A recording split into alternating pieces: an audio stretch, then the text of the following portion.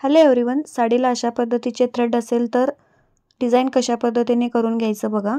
सर्वात आधी तुम्हाला फिंगरला वेट करून घ्यायचं आहे आणि ते वॉटर हे सगळं थ्रेडला अशा पद्धतीने लावून घ्यायचं आणि कोंब घेऊन तुम्हाला हे सगळं थ्रेड अशा पद्धतीने व्यवस्थितपणे कोंब करून घ्यायचं आहे, म्हणजे ते सगळं थ्रेड अगदी नीट होतं।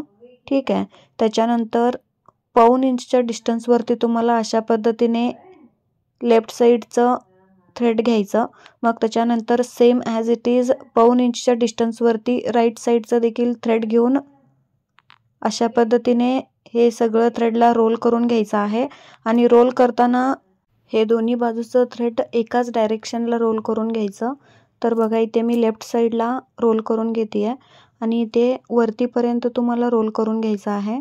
ठीक आहे, त्याच्यानंतर हे दोन्ही थ्रेड अशा पद्धतीने घेऊन इथे एंडला नॉट करून घ्यायचं।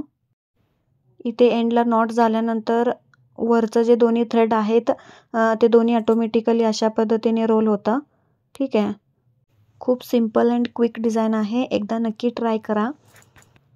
आणि इथे एंडला हे जे थ्रेड आहेत त्याला अगदी व्यवस्थितपणे कोंब करून हे जे एक्स्ट्रा थ्रेड आहेत त्याला कट करून इक्वल करून घ्यायचं।